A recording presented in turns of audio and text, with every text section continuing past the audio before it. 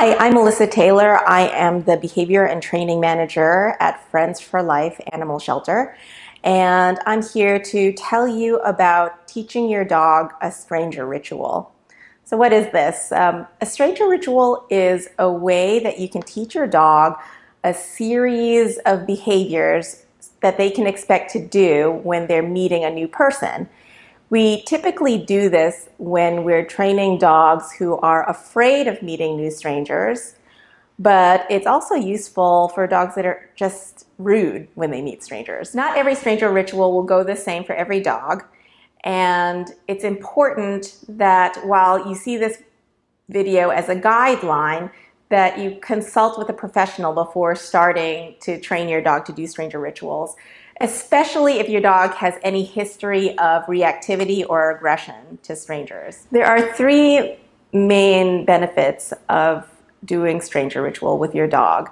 The first one is that it teaches your dog a series of behaviors that they can do when they meet new people that is different from the undesired behaviors. So rather than barking or jumping up or running away, your dog is performing behaviors like sit or making eye contact or touching somebody's hand. So these are just more desirable and less fear-related behaviors.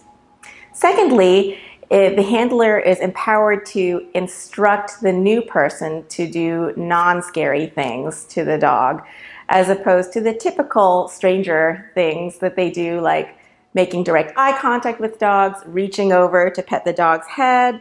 Sometimes talking to dogs can be scary if the dog is predisposed towards fearful behaviors. So instead, we're going to tell the new person to give the dog treats or to wait for the dog to show us some polite behavior. So that is very helpful because then the dog is not responding to some scary behaviors that the stranger is doing. Thirdly, this teaches the dog to associate the stranger with something nice and not scary. So the dog is associating the stranger with polite behaviors on the part of the stranger, and also the dog is associating new people with positive things like treats or toys. So in the end, the dog will have developed this wonderful association between the stranger and something nice, and then will start to lose their fear of the stranger. Before you start actually introducing your dog to new people, it's important to prepare your ritual with the dog. So first of all, you'll need to find rewards that are highly valuable to your dog. These can be fresh treats, so something that you would get from your fridge, like cheese pieces, chicken, hot dogs, something that your dog wouldn't normally get on a daily basis. So you wouldn't be using their kibble, not unless your dog's willing to do backflips for the kibble. Also, dogs who are really motivated by play might like to use toys as a prop for meeting strangers. So do some experimentation before you actually start introducing your dog to new people. Once you've found the toys or the treats that your dog most likes above all, then reserve those for meetings with strangers. Secondly, you'll want to teach your dog some ritual behaviors. The typical ones we use at the shelter are sit, down, eye contact, hand targeting, which is when the dog touches your hand with their nose. Most of the behaviors are non-contact behaviors, and then you'll have a couple contact behaviors like the targeting or even give paw. Once your dog is great at those behaviors with you, then you'll want to make sure that your dog will practice them outside and is 100% or close to 100% successful doing these behaviors outside. You'll also want to practice with people that your dog already knows and is comfortable with, so that you can be sure that your dog will perform the behaviors with strangers. If your dog won't do these behaviors outside or with familiar people, then you can be sure they're not going to do it with strangers. Once your dog is great at doing the coping behaviors with you, with people that are familiar and outside of your home, then it's time for your dog to start meeting strangers. In the beginning, you'll want to choose a stranger that's low on the fear scale with your dog. So some dogs are more afraid of large people. You'll want to pick a smaller person, not a child, somebody who will follow your directions. Some dogs are more afraid of men, so you might want to pick a woman, or vice versa, depending on your individual dog's fears. We're going to watch a video of a dog named Belle who has some pretty severe stranger issues, and we've taught her a ritual and we've worked on her with familiar people and in lots of different places, and she already has practice meeting new people using this ritual, so it goes very smoothly. But this is an example of how the stranger ritual should go.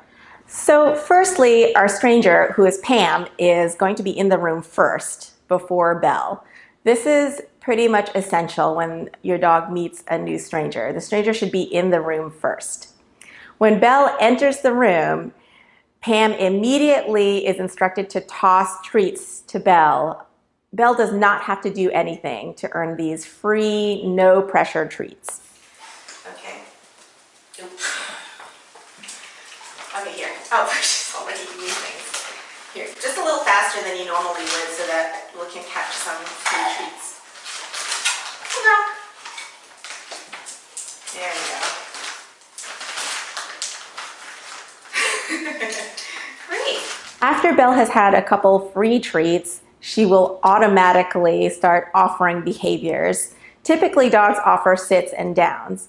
Now, Belle offers her behaviors very soon after Pam has started giving her free treats.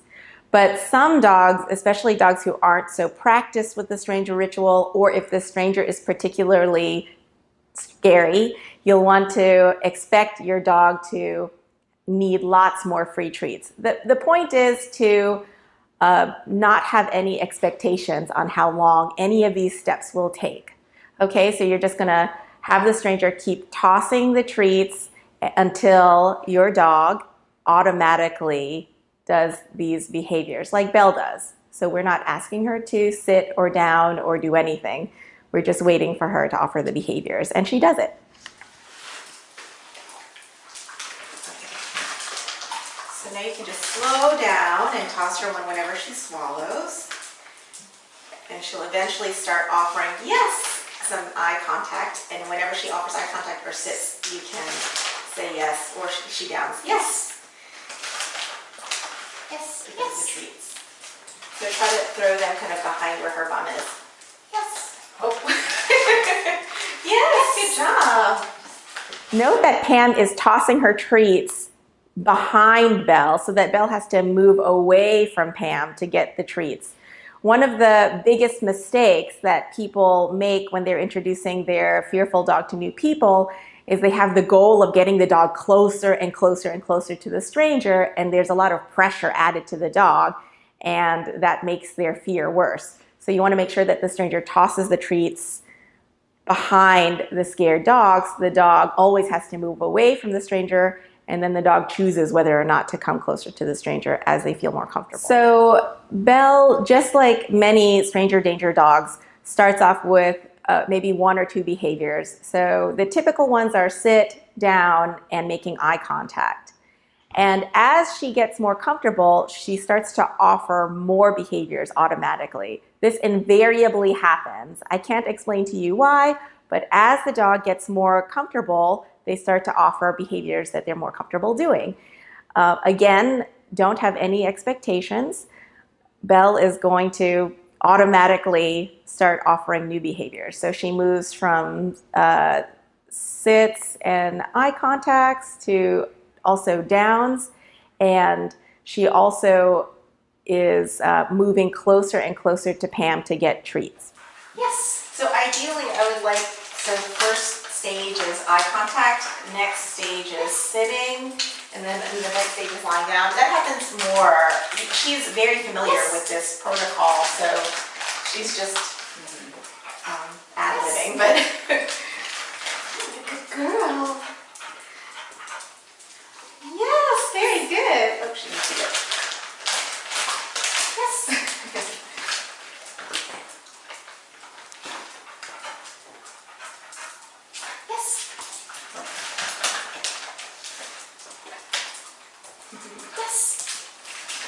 She's so pleased with all of us. She's looking at all of us. Yes. It's party. Yes. Okay, I think we can also now get some sit, so we'll wait for her to, or sit her down, whatever she wants to do. Yes. Yes.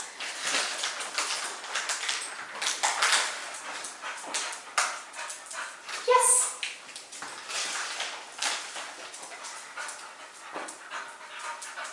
Yes.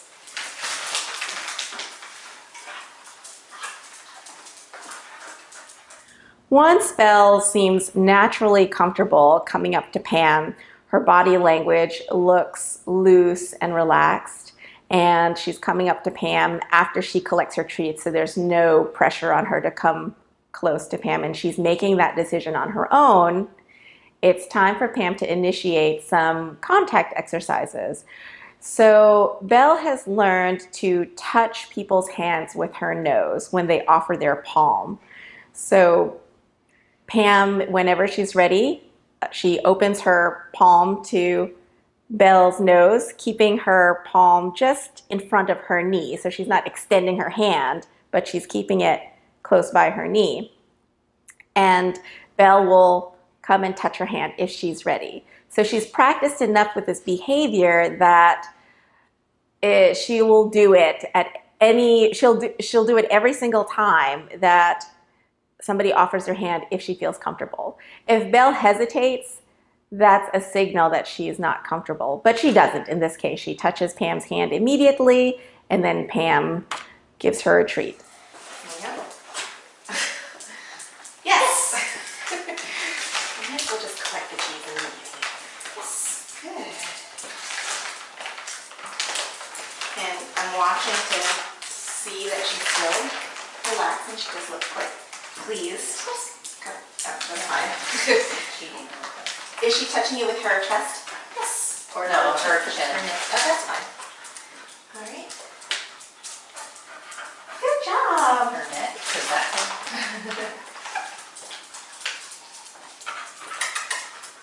Okay. And maybe switch hands. Let's see if she does better with the other hand. See, that's good.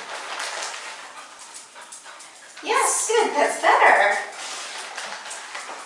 Yes. And she practices a few times until we're sure that Belle is completely comfortable at this stage. And the next stage is when Pam can give her some verbal commands. This is a very important stage, and it's important not to rush to this point. We often feel the need to give dogs verbal commands right when we meet them, but for dogs with fear of meeting strangers, this can be a very scary step. So you want to kind of put it off until your dog is comfortable being near the stranger and making minimal contact with the stranger, and then you can start having the stranger give some verbal cues. So we had Pam give her cues in a very upbeat voice, so not kind of domineering and low, but more like sit and down and touch. So it sounds very positive and fun. And when Pam gives her cues, Belle follows through immediately. Any hesitation would signify that Belle wasn't comfortable. So we're very aware of how long it takes for Belle to respond to Pam's commands. If Belle had hesitated, we would have waited a bit before asking Pam to do the commands, or we would have gone back a step to where Pam was doing touch or waiting for automatic behaviors before asking Pam to give cues. Oh, sit. Yes, good girl. Yay, good. Sit. Yes, very good. Down. Down. Yes, good girl.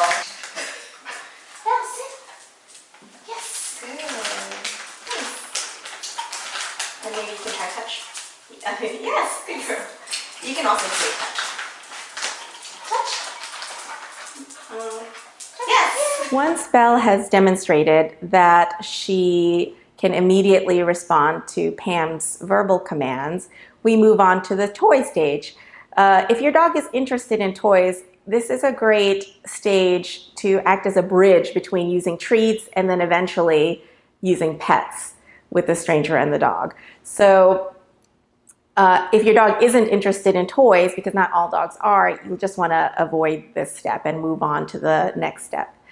So we just give Pam a bunch of toys that we know that Belle would typically be interested in, and Pam waits for, you know, some nice behavior from Belle, and then she tosses the toy and Belle grabs the toy and brings it towards her. Very often a sign that the dog is feeling comfortable with the stranger is that they're bringing the toy closer to the stranger. So you can see as Pam continues to toss the toy to Belle, she's bringing the toy a bit closer and closer, almost up to her feet.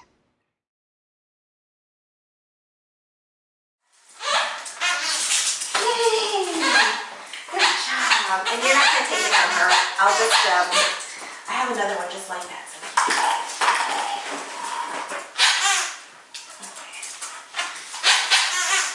All right.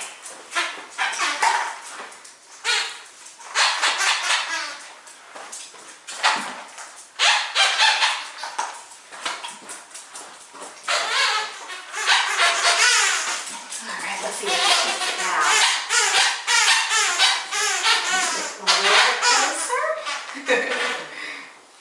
Good job, Belle.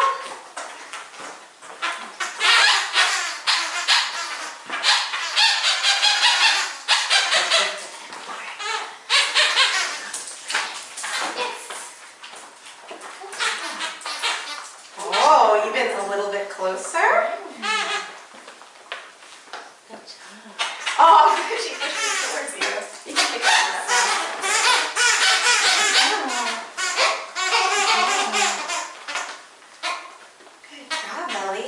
In the last stage, the affection stage, Pam is instructed to offer her hands to Belle, signifying that she's open to giving her some pets.